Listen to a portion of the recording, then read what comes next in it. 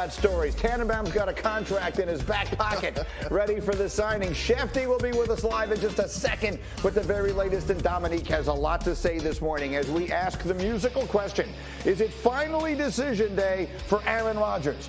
It's not really musical, but I've run out of things to say. At 1 o'clock Eastern, Rodgers is scheduled to appear with our buddy Pat McAfee, where he could deliver the news we've been waiting for. Will it be retirement, or will it be the New York Jets? Yesterday, our Diana Rossini reporting that Rodgers gave the Jets a list of free agents he would like them to target. One of them, his former teammate Alan Lazard, agreed to a deal. Another name on Rodgers' list is Odell Beckham Jr. So these are all fascinating little tidbits, but obviously the most important piece of this is, will Rodgers make the decision, and how soon will we know? Here's the man who knows all. Adam Schefter, what is the very latest?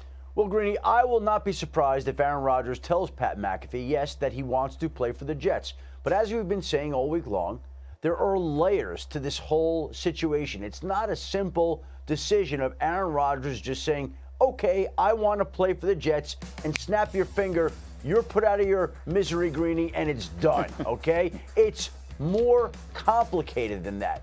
If, assuming he does want to play for the Jets, which all signs continue to point to the fact that, yes, he does, then the Jets have to figure out a restructured contract with him. And they have not done that, to my knowledge, just yet. More complicated is the fact that the Jets and the Green Bay Packers have to figure out compensation on what it would take to acquire Aaron Rodgers. And my understanding is that within the Packers organization, they felt that he was worth a package that was similar to the one that the Rams once got for Matthew Stafford, which was multiple ones. Now, if you're the New York Jets, you don't want to have to trade multiple ones for a 39-year-old quarterback who's on a year-to-year basis, and you don't know how long you'll have his services. So the Jets have to figure out what they're willing to pay. Now, the man sitting in the studio once made a trade for Brett Favre, and I believe he surrendered a conditional fourth-round draft pick that could have been a third or a second. And I think the Jets would be much more comfortable surrendering the Mike Tannenbaum package for Brett Favre than what the Packers would like back for Aaron Rodgers today. So it's up to the two sides to find some common ground. And the Green Bay Packers, as much as they'd like to clear the salary from their books and gain clarity, they're not rushing to do that. So that could take some time. The Jets aren't willing to give up what the Packers are asking, and so that could take some time. You have the contract. That takes some time. There are players that Aaron Rodgers would like to see in New York. That might take some time. There are a whole host of factors. And when you're dealing with a player as complex and as enigmatic as Aaron Rodgers, I think the concern at some point might be, well, it goes south, Green Bay digs its heels in, and maybe they don't get this done. Now, I don't mean to upset you and put you into another frenzy, Greeny, or do anything like that. I'm just telling you, it certainly seems like Aaron Rodgers wants to play. The Jets, we know, absolutely want him. And it's up to figuring out all the other layers that come with this. It's not just snap your fingers and it's done the way that you and other Jet fans would like it to be. Okay. So let's not go where we were planning to go, Allie. Forget about the tweet. Let's come out to the table and let's get everyone involved in this conversation and keep Schefter there, because this obviously has changed the direction that I was expecting this to go. So that's obviously outstanding information. So the things that jump to mind, and the person he, of course, is referring to, it goes without saying, is Mike Tannenbaum, who was the GM of the Jets and traded for Brett Favre. We were having a conversation in our pre-show meeting this morning that at this point, Rodgers has a ton of leverage. The Packers have a ton of leverage. The Jets have the least of the group because they are all in on Rodgers and have made no secret of that. However, it does seem to me that in this negotiation, the Jets have at least some leverage, which is to say the Packers don't want Rodgers, and if the Jets walk away, the Packers will have themselves a problem, or at least it seems to me they will have themselves a problem they really don't want to deal with. So how does this thing get itself worked out? From the moment Woody Johnson got on that plane last Tuesday, everyone knew this was coming. So they certainly could have been working out a trade for at least a week now. Yeah, no question about it. And if I'm the Jets, I want it done ASAP for the obvious reasons. You want them in the building. You want all these other deals done. If I'm Green Bay, time is on my side, Greeny. Here's why. Let's say this gets to June 2nd. June 2nd? Yes. Other teams could come involved. There's going to be some other team that doesn't have a quarterback. I don't think that's going to happen. But if I'm Green Bay, I'm ending every sentence with the Jets by saying, I'm in no rush to do this. There's no sense of urgency for me. Yeah. I have my quarterback. It's Jordan Love. June 2nd matters. Like, you're talking about a difference for the Packers of a $40 million dead money cap hit this year versus about $15 million if they wait till after June 1st to do the deal. Again, like Mike says, not saying that's going to happen, but that's part of Green Bay's leverage. Hey, we're not in a rush. You guys need to get this figured out more than we do. So, yeah, I think that's a key thing. The Jets have the 13th pick in the draft. Like, their first-round pick is a good, high pick. I don't think, to Adam's point, they're eager to give that pick up for a quarterback they might only have for a year. Greedy, here. June 2nd. Are you all aware that in advance of the McAfee interview today, I bought champagne? There is champagne in my house right now, and I'm ready to open it. Schefter, Hey, Greeny, hold on. Are you have champagne in standing your up out of your chair? Do I notice that you're standing up out of your chair, or are you just sitting on the edge of your chair? No, I'm standing up. I'm standing That's what now. I thought. That's what I thought. You can't even take this anymore, right? June Now, 2nd?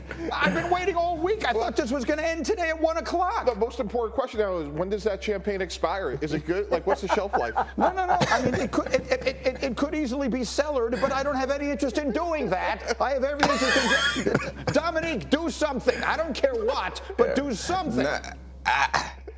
I'm struck by the fact that it feels like the Packers have done a really good job of building a roster around Aaron Rodgers the last several years. But they mismanaged this. If we're getting to a point where they don't have leverage, they can't move Aaron Rodgers, and Mike Tannenbaum is suggesting that they might have to sit on him until June 2nd, as if that's a good thing. Imagine moving a guy who's recently back-to-back MVP and feeling like you're not going to get top dollar for him. That seems like a mistake. If you're going to reset your franchise, then you sell him when when the price is high, when the leverage is there, when everybody wants a quarterback. Trying to move him now trying to move him later feels like they're losing leverage by the day. And they're having their hand forced on players that, or I guess not hands forced, but they're being suggested general manager decisions when they're not getting down to the most important thing when you have an aging quarterback is protection. They need to get somebody who can kick slide so Aaron Rodgers is not on his back all season long, the way that Tom Brady went down to Tampa and they had a good offensive line waiting for him. Hey, Greedy, in all seriousness, there was one fundamental difference. What part of this hasn't been serious so far? Go ahead. When we traded for Brett Favre, it was August. We had a really good quarterback in Chad Pennington. We felt we couldn't get to where we wanted to go and beat Tom Brady with Chad Pennington. Jets have nobody, so that's why the sense of urgency with them, we've talked about Derek Carr, Jimmy G, even Mike White. So to me, Green Bay knows that. I understand Dominique's point, but if I'm Green Bay, I know how badly the Jets want to do this ASAP, get into Florham Park, get going with the new receivers, get going in a new location. So if I'm Green Bay, to Graz's point, I'm saying, hey, I need this 13th pick.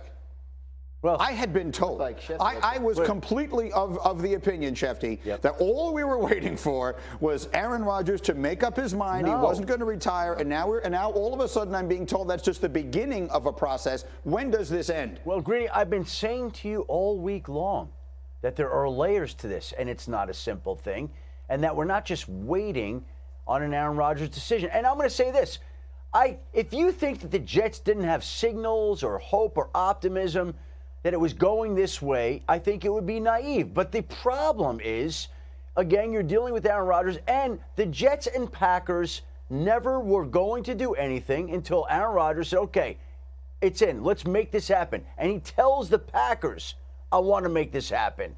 Let's get this done. Now, Mike says this doesn't have to happen until June 2nd. I would argue that it has to happen before the draft because inevitably the trade is going to involve a draft pick or picks, right? So they have to figure it out in the next month or so. But nobody wants that.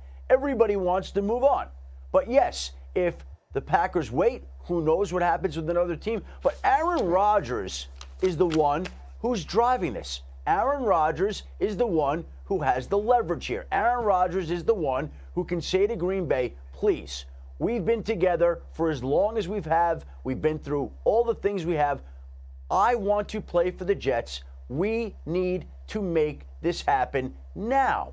And so, to me, he's the one who's driving this particular ship, and he's the one that has to make this happen. And yes, everybody needs to have it happen sooner rather than later. Nobody wants to see this drag on. The Green Bay Packers want to move forward. The Jets want to move forward. But to get to my initial point, there are things and steps that have to be taken. It's not snap your finger and the Jets have their quarterback. They've got to figure out the trade, which could be simple, but might not be. They have to figure out the restructured contract, which could be simple, but might not be. And so there are other elements and layers to this whole situation that go beyond Aaron Rodgers simply saying, oh, yeah, I'm ready to go play quarterback for the New York Jets. Yeah, and I think, I mean, like to bring you back a little bit from where you've gone this morning, like to that step, Alan Lazard agreeing to sign with the Jets is not